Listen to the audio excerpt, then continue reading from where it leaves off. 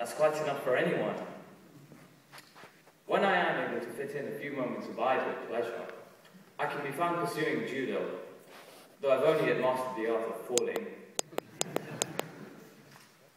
But enough about me. It's time to introduce my team. On the left is Roger Majaria, our vote of thanks. I shall be giving you the lowdown on Roger later on, but for the time being, let me present Shriman Patel, our main speaker.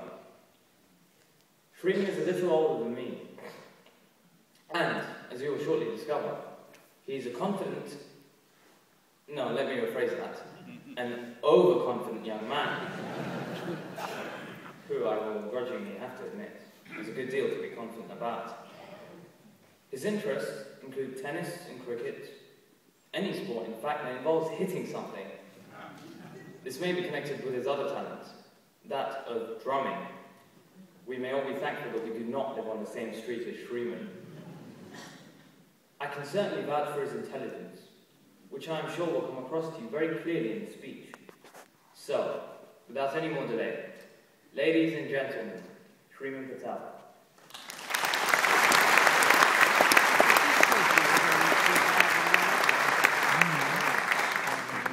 Good afternoon, ladies and gentlemen.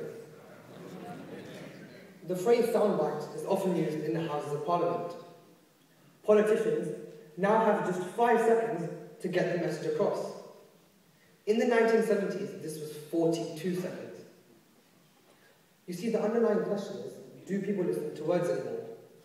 We use mobile phones to communicate, we use text to communicate, we have MySpace, Facebook, Twitter. We have the internet, a whole realm of communicating. When we go to the cinema, we want pictures, not words. You see, it's clearly becoming evident that we are now in a visual culture, not an oral one. Here's something to think about. In Shakespeare's time, they went to hear a play, but today, we go to see a play. But despite all the indications to the contrary, public speaking and the power of oratory is far from dead. It is in fact thriving.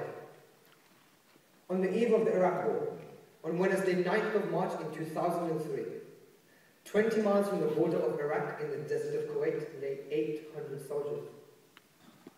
These 800 soldiers had a leader. His name was Colonel Tim Collins of the Royal Irish Regiment. These 800 soldiers were very young. They were far from home. This was the first time they were fighting, and they didn't know why they were fighting. They had been asked to risk their lives for a simple cause. Colonel Tim Collins felt he had to say a few words to these soldiers, to let them know what was expected of them and to reassure them. The speech he gave did all of these things. It truly made you understand the meaning of the words rallying cry. What he said off the cuff, without a moment's preparation or hesitation, became world famous within hours. President George Bush had it framed and placed on the wall of the Oval Office in the White House. Prince Charles wrote a letter of congratulation. It was heard on every news program in every single country of the world. It was heard by other Allied soldiers about to invade Iraq, and potentially it may have helped to ensure victory. Now, ladies and gentlemen, no matter what you thought on the rights or the wrongs of the Iraq War, I am sure you will all agree with me that Colonel Tim Collins' speech was of international importance, and it stirred people's hearts worldwide. Here is a brief extract from his speech to remind you of its power. There are some of you who are alive here at this moment today who will not be alive shortly. For those of you who do not want to go on that journey, we will not send. As for the rest of you, I expect you to rock their world, wipe them out, if that is what they choose. But remember, if you are ferocious in battle, you must be magnanimous in a victory.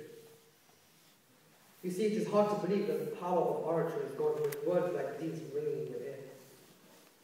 But ladies and gentlemen, Colonel Tim Collins was speaking 7 years ago now, in 2003. But we have an even more recent example of the power of oratory, one that every single person in this room is fully aware of. Yes, we can. Barack Obama's speech in New Hampshire in February 2008. It was a creed written into the founding documents that decided the destiny of a nation. Yes, we can.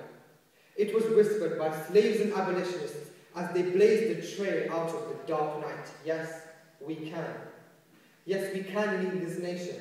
Yes, we can repair this world. Yes, we can. Barack Obama's rise to become the most powerful man in the world today is the living example of what the power of oratory, of what the power of the spoken word can actually achieve. But ladies and gentlemen, I'll ask you, why? Why are public speeches important to us? Why are they important in a world in which the spoken word seems to have taken second place? Are public speeches mainly horse-drawn carriages in the age of the motor car? You see, the continued importance of oratory seems unlikely, it seems irrational. In the age of the text, of the blog, of the tweet, in the age of just a 5-second soundbite, it seems plain crazy. But you see, the fact is we are all still human. And we respond to human voice. It's what touches us deep inside, and this feeling, it goes back way into the history of mankind. We can still be moved by the expression of passion, or of humour, or of gravity in the words of others, and most importantly, we still respond to orderly ideas and to clearly presented thoughts. You see, we live in a world of complex technology, which everyone here uses, but we barely understand, and sometimes it's easy to forget that at the end of the day, we are human. But it's great speeches like those of Colonel Collins, or Barack Obama, or to go back even further, Martin Luther King, I Had a Dream, or Winston Churchill. We shall fight on the beaches, we shall fight on the landing grounds, we shall fight in the fields and in the streets, we shall fight on the hilltops. We shall never surrender. It's great speeches like these that remind us that the power of oratory will never die. Thank you.